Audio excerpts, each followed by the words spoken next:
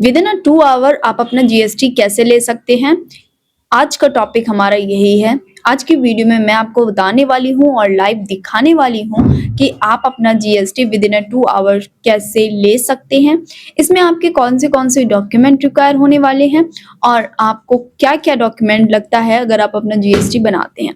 तो सबसे पहले हम डॉक्यूमेंट की बात कर लेते हैं। तो सबसे पहले आपको डॉक्यूमेंट देना होता है अपना Aadhaar card, PAN card, mobile number, email ID, एक passport size photo, electricity bill और इसके साथ में आपको देना होता है आपका एक bank account detail. Bank account detail after GST के बाद आप दे सकते हैं। अगर आपके पास करंट अकाउंट ओपन है ऑलरेडी से तो उस केस में आप दे सकते हैं, अदरवाइज आप अपना करंट अकाउंट ओपन करवा के दे सकते हैं। सबसे पहले हमें जीएसटी की ऑफिशियल वेबसाइट पे चले जाना है, service.gov.gst.gov.in, इस पे चले जाना है। इसके बाद आपको यहाँ ऑप्शन दिखेगा रजिस्ट्रेशन और लॉगिन करने का, तो हमें पहले रजिस्ट्रेशन करना है। करेंगे न्यू रजिस्ट्रेशन, इसमें आपको सिलेक्ट करना है टैक्स पेयर। इसके बाद आता है आपका जो भी आपका स्टेट है उसको आपको सेलेक्ट करना है एंड इसके बाद आता है आपका डिस्ट्रिक्ट कौन सा है तो उसको आपको सेलेक्ट करना है। जो भी डिस्ट्रिक्ट आपके इलेक्ट्रिसिटी बिल में है या फिर जो आपकी लोकेशन है उसके हिसाब से आप यहाँ पे चूज कर सकते हैं। तो जो भी आपका डिस्ट्रिक्ट रहने वाला है उसको सेलेक्ट करना है। इसके बाद आपको यहाँ पे डालना है अपना नेम एज पर पैन कार्ड दिया हुआ है वही आपको डालना है। अगर आप किसी कंपनी का बना रहे हैं तो कंपनी का जो नेम है, बिजनेस नेम, जैसे मान लीजिए तिजारत वर्चुअल एडवाइजर, ये एक कंपनी का नेम है तो मैं ये डालूंगी। अगर आपका नाम है, आप एज अ प्रोप्राइटरशिप में बना रहे हैं तो जो भी आपका नेम है, for example my name is Pushpa, तो मैं पुष्पा के नाम से यहाँ पर अप्लाई करूंगी।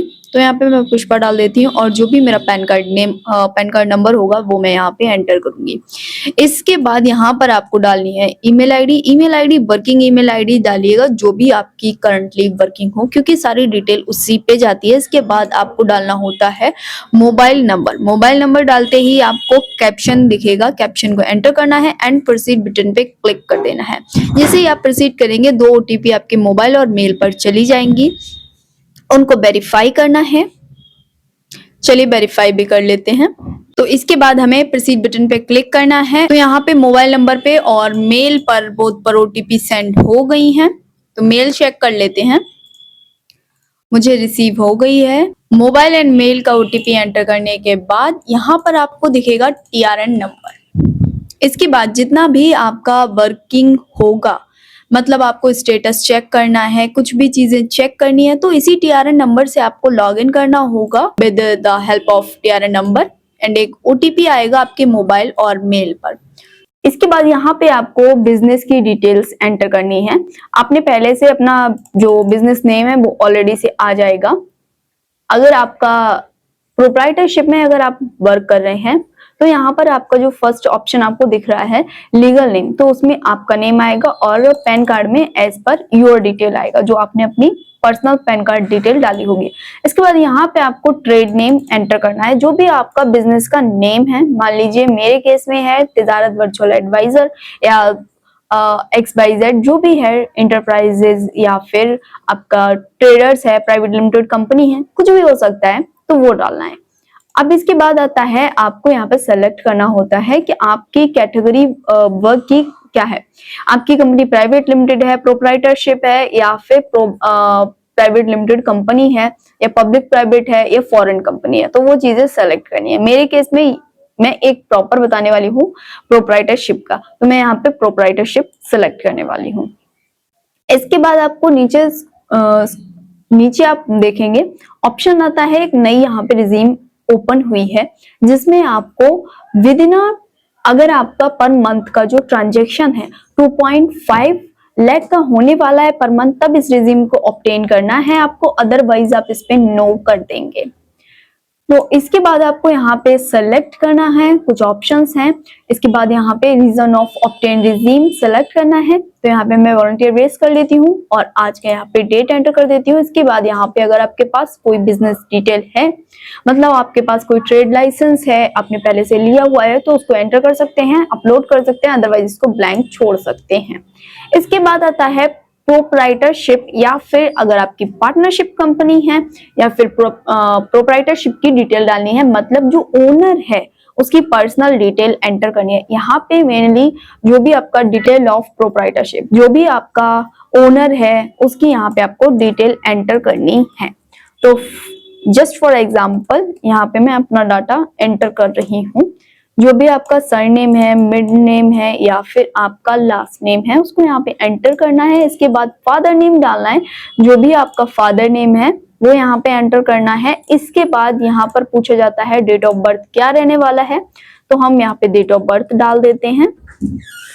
इसके बाद यहाँ पे डाल देते हैं मोबाइल नंबर। इसके बाद यहाँ पर हम डाल देंगे मेल आईडी, जो भी आपकी मेल आईडी है उसको एंटर कर देना है। इसके बाद पूछा जाता है जेंडर, तो जेंडर फीमेल है या मेल है वो एंटर करना है। अगर इस आपके पास अगर पहले से कोई दिन है तो दिन नंबर डाल सकते हैं, अदरवाइज आप इसको ऑप्शनल है छोड़ सकते हैं। इसके बाद नीचे आप आएंगे तो यहाँ पर आपसे पूछा जाता है आपका डाटा, मतलब जो आपका एड्रेस है वो यहाँ पे आपको देना होता है। रेजिडेंशियल एड्रेस यहाँ पे एंटर करना है, जो भी आपका एड्रेस रहने वाला है उसको एंटर करना है। तो यहाँ पे मेरे केस में है ईस्ट दिल्ली का है, तो मैं यहाँ पे डाल देती हूँ। और एड्रेस मेरा है तो यहाँ पे मैंने अपना एड्रेस डाल दिया है। या बिल्डिंग नंबर हो गया, या फिर आप कौन से फ्लोर पे हैं, या जो भी आपका लैंडमार्क है उसको डालना जरूरी है। लैंडमार्क डालना जरूरी होता है, उसको डाल दीजिएगा।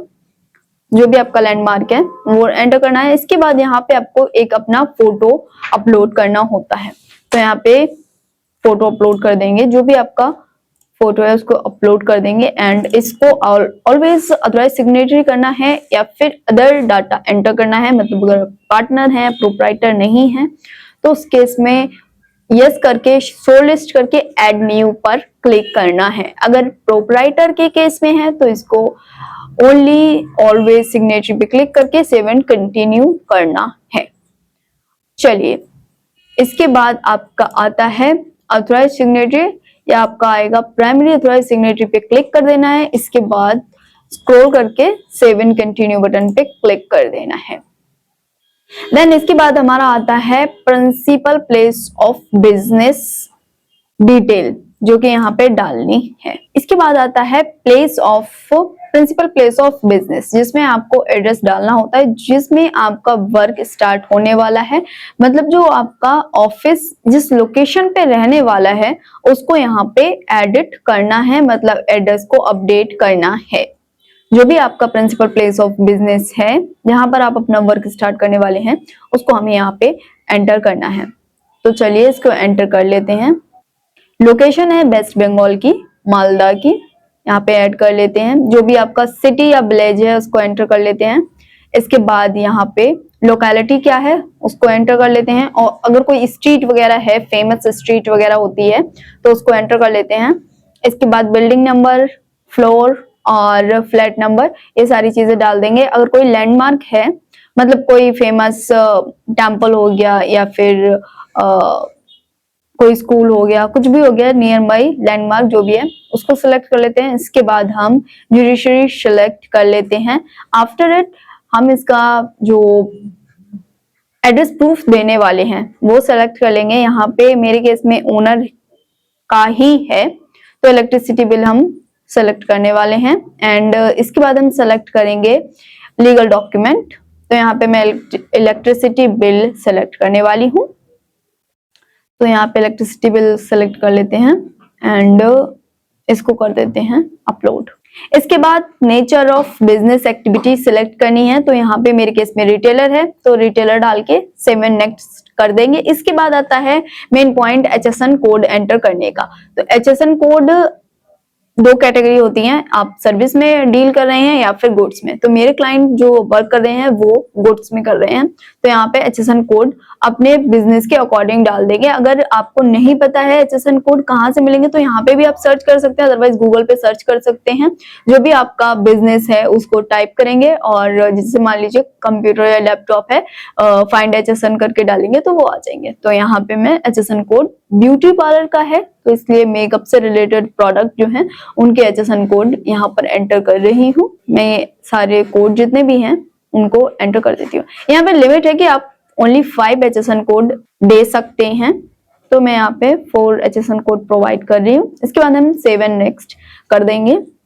अगर इसके बाद अगर आपके पास कोई स्टेट स्पेसिफिक इंफॉर्मेशन है तो उसको एंटर कर सकते हैं, अदरवाइज ये ऑप्शनल पार्ट है, इसको स्किप कर सकते हैं और सेव एंड कंटिन्यू कर देंगे। इसके बाद ऑथराइज सिग्नेचर पर्सन जो है, आधार ऑथेंटिकेशन का एक टैब ओपन होगा, इसको ऑलवेज यस करना है।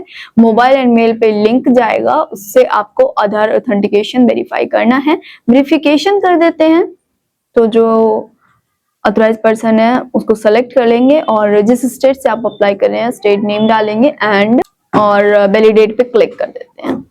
जैसे ही आप वैलिडेट पर क्लिक करेंगे, एक आपके पास लिंक आएगा, लिंक जनरेट हो जाएगा जिसको हाइपर लिंक बोलते हैं हम, जिसमें आपको आधार ऑथेंटिकेशन करना होता है, जो अभी हमने केवाईसी के लिए किया था।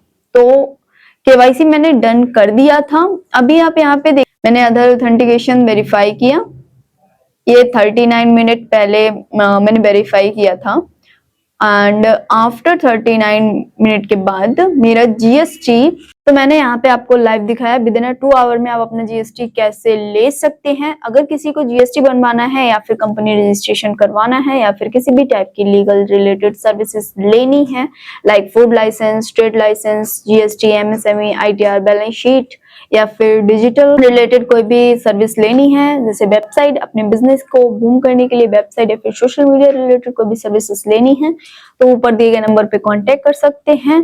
होप आपको वीडियो इंफॉर्मेटिव लगी होगी। मिलते हैं नेक्स्ट सेशन में। Thank you for watching, bye bye.